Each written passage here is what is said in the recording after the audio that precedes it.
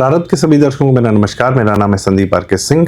दर्शकों, आज का जो मेरा विषय है वह है, कल जब संसद में अमित शाह जी रिप्लाई कर रहे थे राहुल गांधी के उठाए हुए सवालों पर, तब विपक्ष भाग खड़ा हुआ।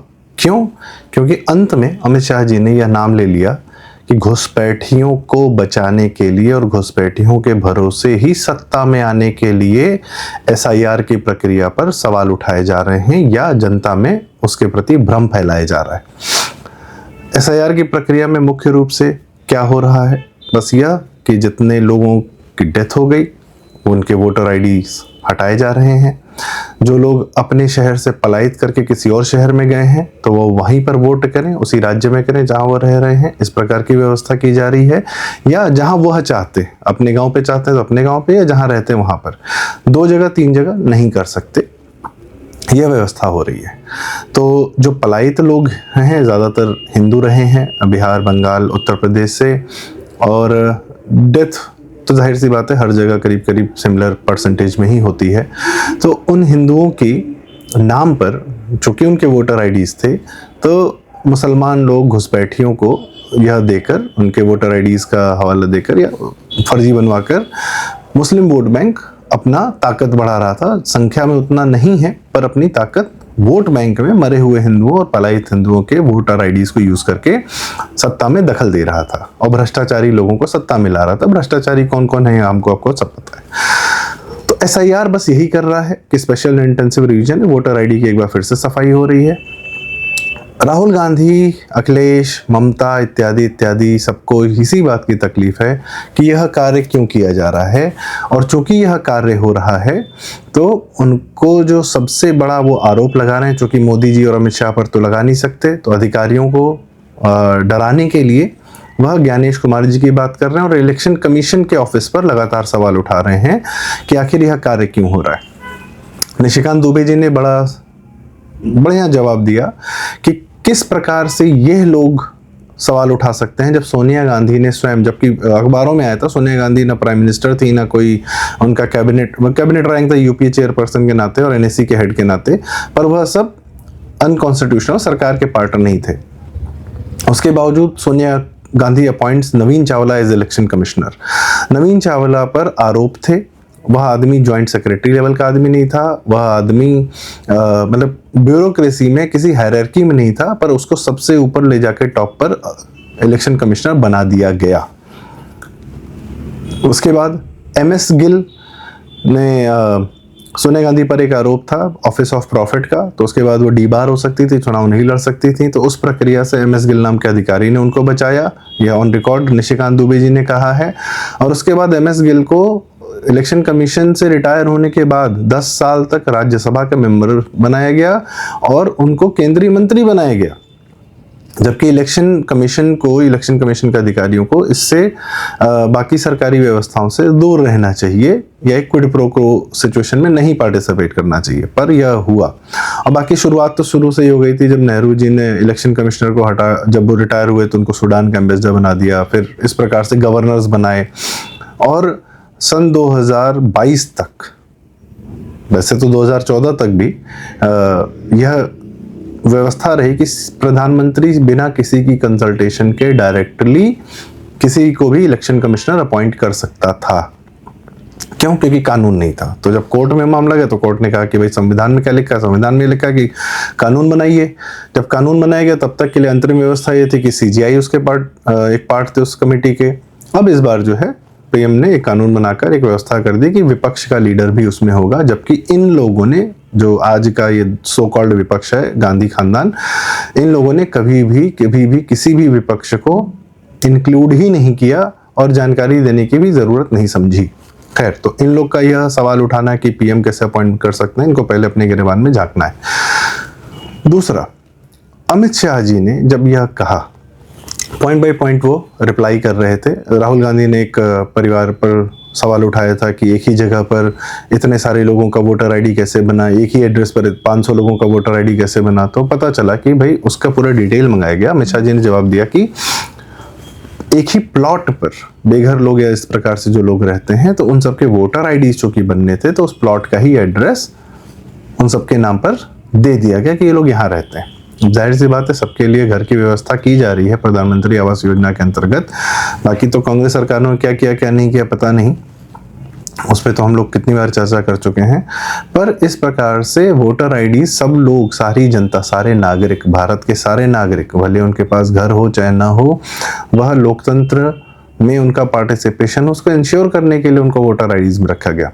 प्लस सबसे बड़ी बात आती है कि भारत के जो नागरिक नहीं हैं वह वोट क्यों देंगे और क्यों कर देंगे, और उनका नाम वोटर आईडीज में क्यों होगा, या उनको भारत में सुविधाएं क्यों मिलनी चाहिए। अभी पहले के सुप्रीम कोर्ट ने यह कहा था कि रोहिंग्याओं को स्कूल इत्यादि इत्यादि अवेलेबल कराइए, और अब सीजीआई साहब सूर्यकांत जी ने भी कह दिया कि भैया रोहिंग्या के लिए रेड कार्पेट क्यों बिछाएं, हम भारत के नागरिक नहीं है क्या, हमारे पास अपने नागरिक कम हैं जिनको हमें सुविधाएं देनी है या बेसिक कम्युनिटीज देनी है।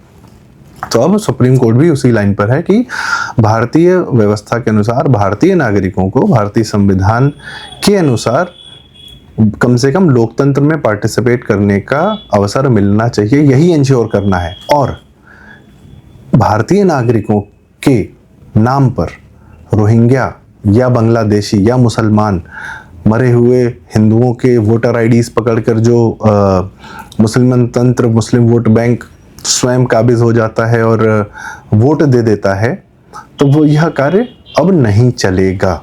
आप देखें इनकी संख्या एक्चुअली में कम है पर वोट परसेंटेज इनका ज़्यादा दिखता है। क्यों? क्योंकि यह जो पुराने वोटर आईडीज़ हैं जो अभी तक सिस्टम से हटाई नहीं गए हैं उसका इस्तेमाल करते हैं। जाहिर सी बात है करप्शन के लिए इनके यहाँ जजिया में भी दिया गया, जजिया ज़कात में लिखा हुआ है कि 1/6 आप जो है सरकारी अधिकारियों को, अगर आप काफिरों के देश में रह रहे हैं तो वहाँ सरकारी अधिकारियों को आप रिश्वत के रूप में दे सकते हैं, काफिरों को दे सकते हैं इस्लाम के प्रोपगेशन के लिए। तो ये बाय द बुक चलते हैं।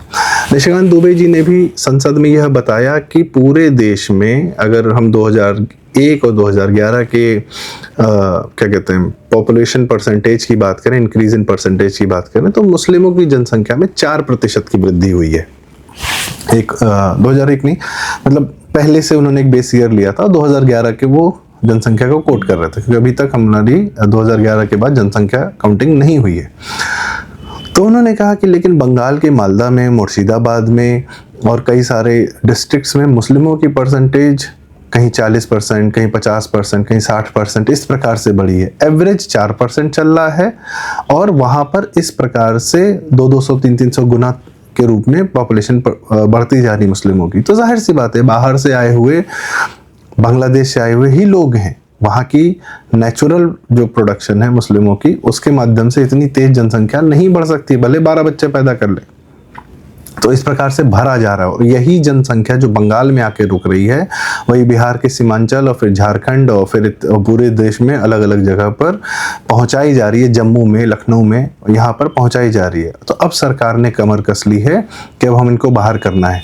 कारण यह भी है कि 2024 में जो रिजल्ट्स आए उसमें एक इलेक्शन कमिश्नर थे राजीव कुमार, उन पर संदेह हो रहा था कि वो किस प्रकार से कांग्रेस को समर्थन देने के लिए कार्य कर रहे हैं और ये एसआईआर की प्रक्रिया तब हो जानी चाहिए थी। पर उसके बाद जब कारणों का पता लगा गया तो पता चला कि वोटर आईडीज या वोटर लिस्ट में ही बहुत सारी प्रॉब्लम है। उसका एक बड़ा उदाहरण है कि जब यूपी में, उत्तर प्रदेश में एसआईआर की प्रक्रिया चल रही है तो करीब करीब 3 करोड़ वोटर आईडीज फर्जी पाई जा रही हैं, उनके हटने की संभावना है। आप इमेजिन कर सकते हैं कि 3 करोड़ फर्जी वोट उत्तर प्रदेश में। बिहार में एक लेवल पे सफाई हुई तो आप देखिए क्या रिजल्ट्स आए। और एसआईआर में निशिकांत दुबे जी ने बताया कि एसआईआर में सिर्फ ऐसा नहीं कि भाजपा एनडीए को ही फायदा हुआ है, आरजेडी के लोग भी जीते हैं, कांग्रेस के लोग भी जीते हैं, बसपा के लोग भी जीते हैं उन जगहों पर जहां पर वोट कटे या वोट घटे। यहाँ इवन महाराष्ट्र इलेक्शन में भी जहां वोट बढ़े, जहाँ पे वोट बढ़ने की बात कही जा रही है राहुल गांधी द्वारा, तो वहां वोट बढ़ने पर जितेंद्र हवाड़ और इस प्रकार के एनसीपी शरद पवार के गुट के लोग जीते हैं। तो कहने का मतलब यह है कि एक बार से वोटर आईडीज की सफाई हो जाए, वोटर लिस्ट की सफाई हो जाए और उसके बाद भारत अपने लोकतंत्र को जिए, प्रॉपरली जिए और अच्छे से फंक्शन करे। ऐसा ये इस प्रकार से समझिए जैसे एक शरीर में बीमारी लग जाती है तो वहाँ पर या बैक्टीरिया है, वायरस है, तो उस पहले बैक्टीरिया वायरस को किल किया जाता है, बाकी शरीर स्वस्थ हो जाता है, वह स्वयं को स्वस्थ कर लेता है। भारत का लोकतंत्र दुनिया की आंख में खटकता है। क्यों? अमेरिका में कोई लोकतंत्र नाम की चीज़ नहीं है। कुछ कॉरपोरेट्स हैं जिन्होंने दो जो हैं, एक होता है ना टीटी खेलते हैं लोग, एक तरफ डेमोक्रेट एक तरफ रिपब्लिक और बीच में अमेरिकन जनता, तो उसको जो है कभी डेमोक्रेट कभी रिपब्लिक। और जाहिर वहाँ पर यह भी है कि वोटर को पहले यह बताना पड़ता है कि तुम हो क्या, तुम रिपब्लिकन हो या डेमोक्रेट हो। और स्विंग स्टेट्स हैं कुछ, उनके माध्यम से ये पलटते रहते हैं। तो वहाँ पर कुछ स्टेट्स हैं जो 50 साल से डेमोक्रेट हैं, कुछ स्टेट्स हैं 50 साल से रिपब्लिकन हैं।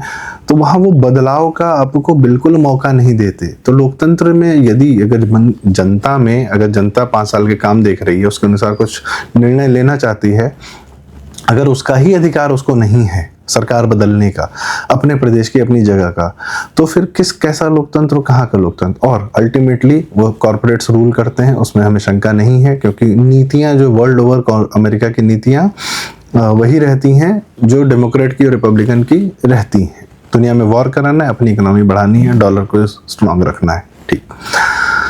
कम्युनिस्ट स्टेट चाइना, कैसा लोकतंत्र, कहाँ का लोकतंत्र। भारत दुनिया का सबसे बड़ा लोकतंत्र इसलिए कहा जाता है क्योंकि चाइना जो सबसे ज़्यादा पॉपुलेशन था वह लोकतंत्र नहीं था।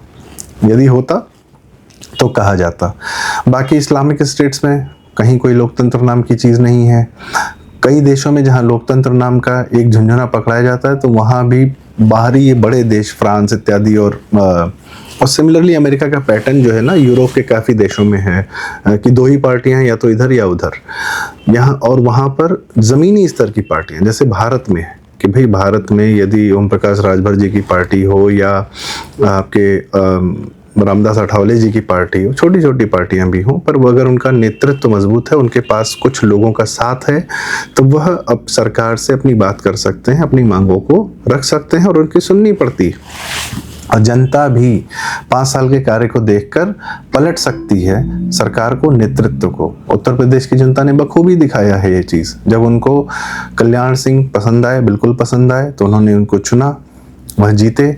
बाबरी के मामले में केंद्र सरकार ने उनकी सरकार बर्खास्त की, उन्होंने स्वयं इस्तीफा दिया।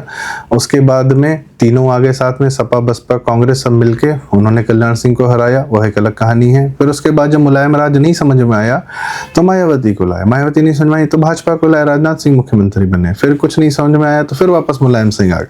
तो इस प्रकार से देश की जनता ने, फिर मायावती भी आई फुल मेजोरिटी से, तो हर प्रकार के हर वर्ग के लोगों को नेतृत्व का मौका दिया। यह लोकतंत्र है और यही चीज़ हर प्रदेश में होती रही है, हर देश में हर जगह होती रही है। इस बार किसी कारण से वाराणसी के लोग भी यदि हम कहें कि मोदी जी से नाराज़ हो गए, तो मोदी जी के वोट भी कम हुए। उनसे बेहतर कैंडिडेट तो पूरे भारत में नहीं है कोई। पर यदि वहाँ की जनता, या आप एक क्षेत्र को तो रिप्रेजेंट करना पड़ेगा। राहुल गांधी, सोनिया गांधी एंड प्रियंका गांधी फैमिली को तकलीफ इसी बात की है कि वह अमेठी रायबरेली को जिस प्रकार से अपना राज्य, किंगडम, राजा के तरीके से व्यवहार करते थे, उनको गरीब रखते थे, फिर भी वह जीतते रहे हैं। अब उनको डिलीवरी पर आना पड़ रहा है। पहले जनता मान जाती थी कि चलो डिलीवरी नहीं, विकास नहीं है, सरकारें काम नहीं करनी, चलता है, तो किन्हीं किन्हीं कारणों से जाती, क्योंकि पहले रिसोर्सेज भी कम थे। अब सरकार सीधे जनता तक पहुंच रही है। मन की बात के माध्यम से प्रधानमंत्री की जनता से सीधे संवाद हो रहा है, बीच में मीडिया भी नहीं है। कार्य इतने हो रहे हैं कि आप इग्नोर नहीं कर सकते। आपको साफ दिख रहा है देश में सुरक्षा का क्या माहौल है। तो यही सारे मुद्दे हैं जिसकी वजह से किसी को यदि ये समझ में आता है कि हाँ ठीक है, हमको भाजपा को वोट करना है, तो हम कर सकते हैं। जनता के इस बदले हुए मन को देखते हुए, क्योंकि उन्होंने प्रत्यक्ष अनुभव किया है, उसको Rahul Gandhi and Sonia Gandhi and family और वो जो पूरा उनका जो सेकुलर गैंग है, यह पचा नहीं पा रहा है, क्योंकि उनका वन वे कम्युनिकेशन की आदत थी। और इसीलिए वो भारत के लोकतंत्र पर प्रहार कर रहे हैं, भारत के लोकतंत्र के प्रति भ्रम फैला रहे हैं। और उस भ्रम का निराकरण अमित शाह जी, निशिकांत दुबे जी इत्यादि पूरे फैक्ट्स के साथ में कर रहे हैं। ईवीएम कौन लाया, ईवीएम पर सवाल उठाया राहुल गांधी ने, तो निशिकांत दुबे जी ने बताया कि ईवीएम राजीव गांधी लेकर आए। पूरी कमेटी की पूरी रिपोर्ट, सारी चीजें सब निशिकांत दुबे जी ने सामने रखी कि राजीव गांधी लेकर आई ईवीएम। और पहली बार कांग्रेस ने ही फुल फ्लेज्ड तरीके से ईवीएम पूरे नेशन में अप्लाई किया था। 2004 में जिसमें अटल जी हारे थे, वो पहला चुनाव था जिसमें ईवीएम के माध्यम से पूरे देश में चुनाव हुआ था।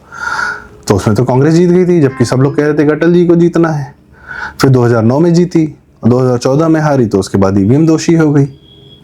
और यही बात अमित शाह जी ने भी कही कि भाई जब खुद जीतते हो, नए कपड़े पहनकर आके शपथ ले लेते हो, और जब हारते हो तो ईवीएम दोषी है, वोट चोरी हो रहा है, यह हो रहा है, वह हो रहा है।